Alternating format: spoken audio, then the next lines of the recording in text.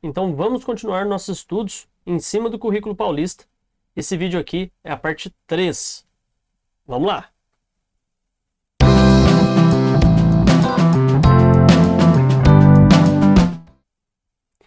Paramos aqui, ó. O Estado de São Paulo, o processo de produção de um currículo representativo para todas as redes.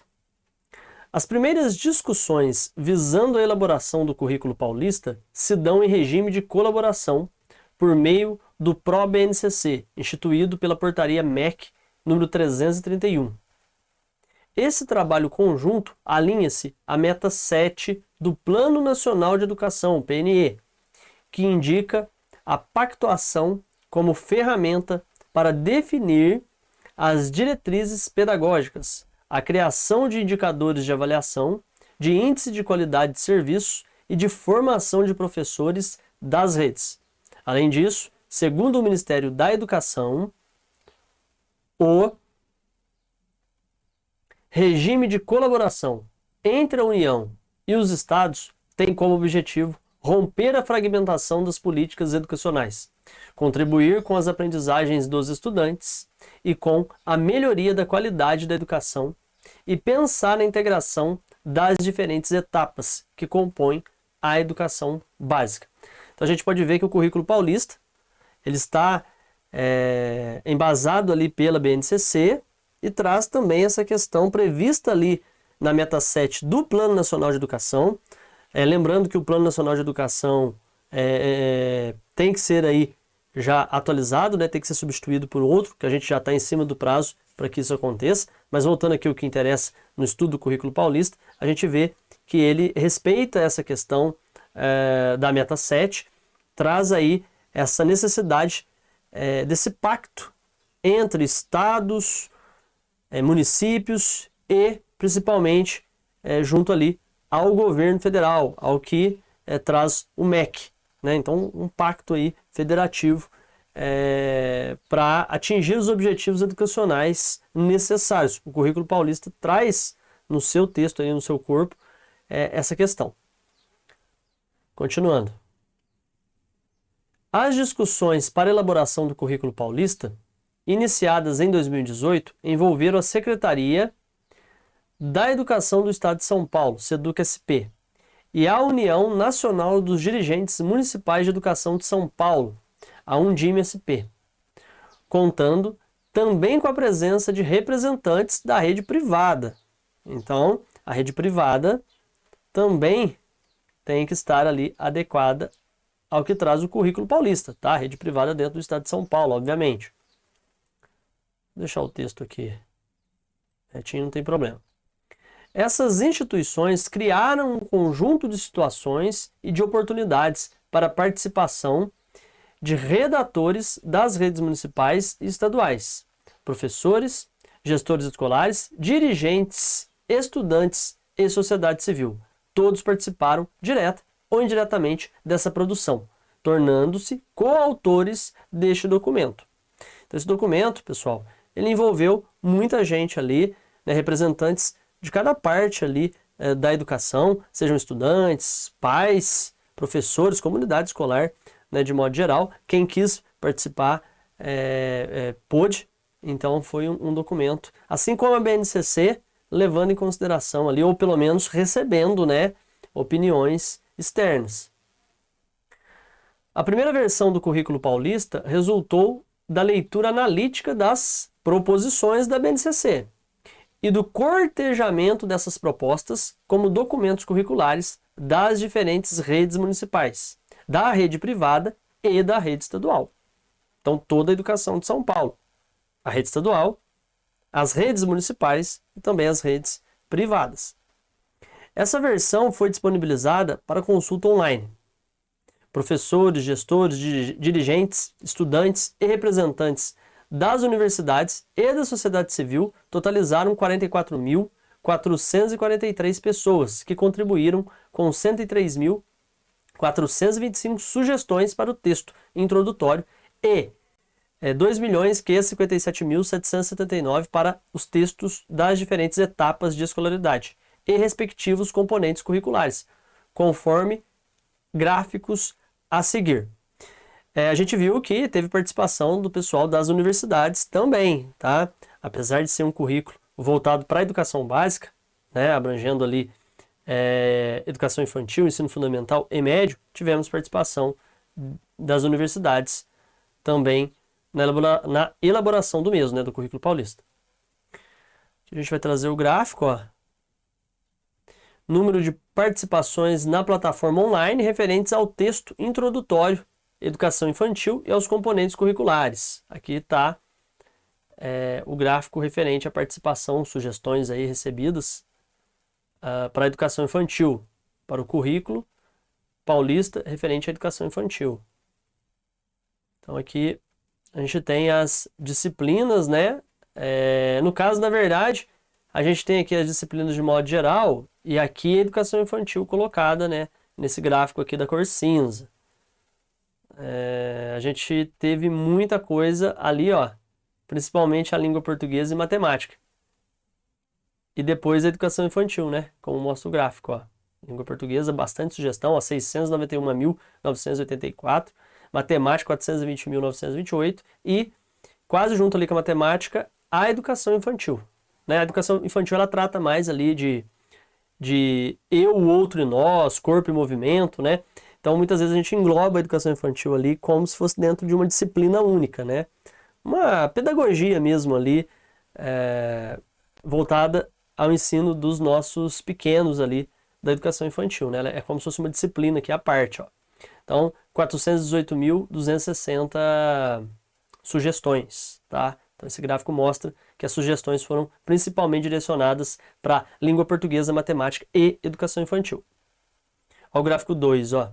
Isso aqui no caso foi o número de participações, né? As participações foram, né, aí, né, principalmente língua portuguesa, matemática e educação infantil. Agora, o número de sugestões, aqui sim, ó, número de contribuições online referentes ao texto introdutório, à educação infantil e aos componentes curriculares. Olha lá.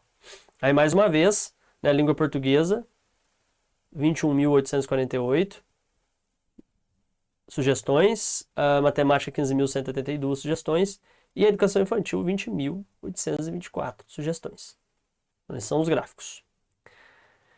Nessa mesma consulta pública, perguntou-se aos participantes sobre sua aprovação ao currículo em discussão na educação infantil e em cada um dos componentes curriculares, chegando-se aos resultados expressos no gráfico 3. Olha lá, gráfico 3.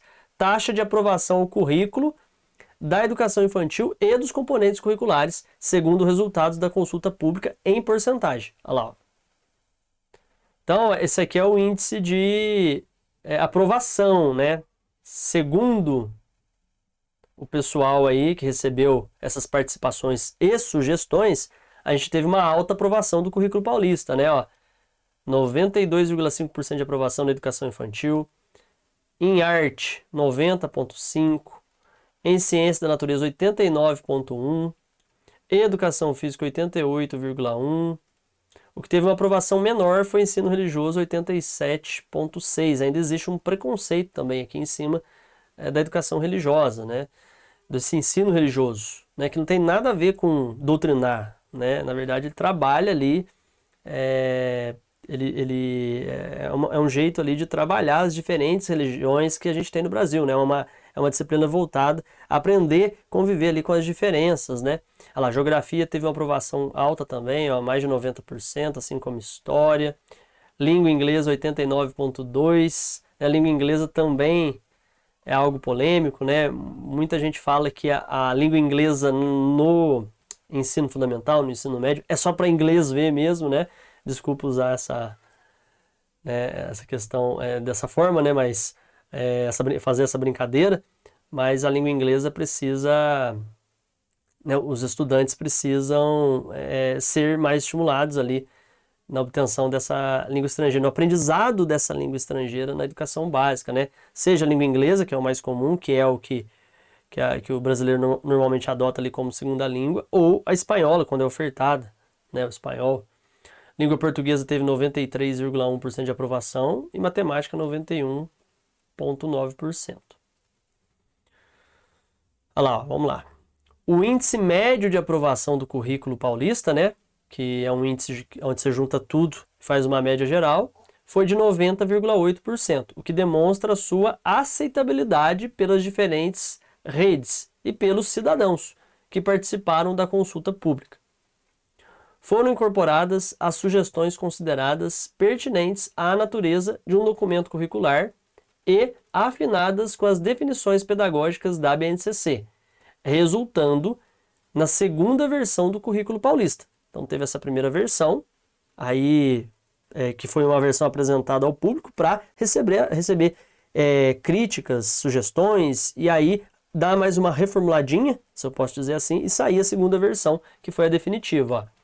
Essa segunda versão foi discutida em 82 seminários regionais, que contaram com a participação de 29.786 professores e gestores educacionais, representantes das redes pública e privada de 611 municípios paulistas.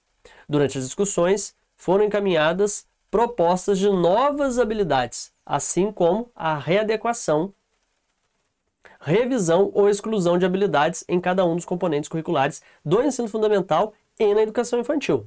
Tá? A gente tem aqui, nessa primeira parte, esse primeiro livro aqui, que tem mais de 400 páginas do currículo paulista, Educação Infantil e Ensino Fundamental. Depois a gente tem um outro livro do currículo paulista que vai tratar aí do ensino médio. Por enquanto a gente está no da Educação Infantil e do Ensino Fundamental. Após a realização dos seminários regionais, os redatores do currículo paulista analisaram as contribuições, observações e sugestões apresentadas pelos participantes e incorporando-a, ou melhor, incorporando aquelas consideradas pertinentes segundo o mesmo critério utilizado na consulta anterior. Assim foi elaborada a terceira versão. Pessoal, ó, não foi a segunda que foi, né? Ainda tivemos a terceira, ó. Encaminhada formalmente para apreciação do Conselho Estadual de Educação em 19 de dezembro de 2018. Aí a comissão do Conselho Estadual responsável pela homologação do currículo paulista apresentou aos redatores da SEDUC e Undime recomendações para revisão dessa versão em reuniões presenciais e à distância, no período de fevereiro a maio de 2019. A versão revista foi apresentada pelos redatores da SEDUC e Undime à comissão do Conselho Estadual. Foram reiteradas pela comissão recomendações para que, no currículo paulista, observe-se o conceito de competência instituído na BNCC e ainda que seja enfatizada em todos os componentes curriculares a íntima correlação entre as habilidades socioemocionais e as cognitivas. A nova versão foi novamente apresentada e referendada pela comissão do Conselho Estadual e aprovada pelo Conselho Pleno em 19 de junho de 2019. Então, para ser mais direto, não foi nem uma nem duas versões, tá? Eu na minha cabeça tinha uma que foi, depois recebeu tudo, aquele tanto de sugestão, participação, e aí foi reformulada e publicada. Mas não, né? A gente teve, para ficar mais exato, assim, né? A gente teve uma versão ali apresentada, ela recebeu sugestões, participações, críticas, enfim, e aí ela foi reformulada, depois foi mais uma vez, depois foi mandada ali para o conselho, e aí foram solicitadas mais algumas revisões ali para, enfim, o currículo ficar com a sua versão definitiva, que foi publicada, né, que foi aprovada, no caso, pelo Conselho Estadual. E, aliás, aqui, né, fala que a nova versão foi novamente apresentada, referenciada pela comissão do Conselho Estadual e aprovada pelo Conselho Pleno nessa data aqui, ó, 19 de junho de 2019. Então foi uma quarta versão aqui, né? E aí ela foi finalmente aprovada. E aí o currículo paulista foi homologado pelo secretário estadual de Educação em 1º de agosto de 2019. Então a versão final foi aí homologada pelo secretário estadual da Educação na época, em 1º de agosto de 2019. Resultante dessa construção colaborativa, que a gente vai ver na figura 1, o que a gente viu ali, né? Resultante dessa construção colaborativa que a gente viu na figura 1, deve orientar o processo de reelaboração, implantação e implementação dos currículos dos municípios e das propostas pedagógicas das escolas, tá? Vimos não, né? Lá na figura 1, a figura acima era o gráfico, né? A figura 1 é essa aqui, ó. Olha lá, ó. Processo de construção do currículo paulista, a linha do tempo. Então, a gente tem aqui, né? Fevereiro, definição da estrutura de governança, depois março, dia D, né? A BNCC, discussão da BNCC nas escolas, depois abril, elaboração da versão 1 do currículo paulista, discussão da BNCC nas escolas, aí o percurso formativo, discussão do currículo, percurso formativo também ali depois em setembro, né? Consulta pública, depois outubro, tudo isso aqui em 2018, tá, pessoal? Elaboração da versão 2, seminários regionais, depois sistematização dos resultados lá em novembro, elaboração da versão 3, entrega do currículo paulista para o Conselho Estadual de Educação, né? Aí em janeiro tivemos a adequação do documento a partir do aqui está cortejo, acho que era o cortejo do Conselho Estadual de Educação. Em maio é que aconteceu isso, porque em junho a gente teve a homologação do currículo, tá? Em 2019. Então foi uma quarta versão aí, a versão que foi homologada, tá ok? Então ali a gente teve os gráficos, né?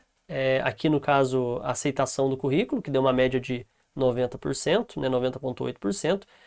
Aqui o número de sugestões que foram maiores aí para educação infantil, língua portuguesa e matemática. E aqui, né, nesse gráfico, as participações. Aqui são as sugestões e aqui as participações. Tanto participações quanto sugestões muito maiores aí em cima de educação infantil, língua portuguesa e matemática. Né, o interesse maior em cima dessas três áreas aí, dessas disciplinas, né, no caso a educação infantil e mais essas duas disciplinas aí de língua portuguesa e matemática, tá?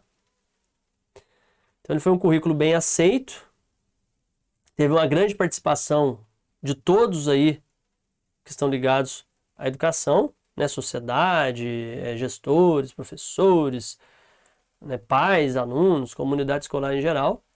E aí ele teve basicamente 4 versões, né?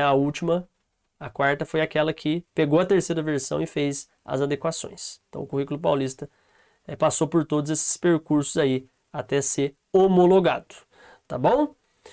Aí no próximo vídeo a gente fala aqui do pacto entre Estado e municípios e a garantia da qualidade e da equidade, nessa palavra que a gente vê falar muito aí, na implementação do currículo paulista. Muito obrigado, forte abraço e até o nosso próximo encontro.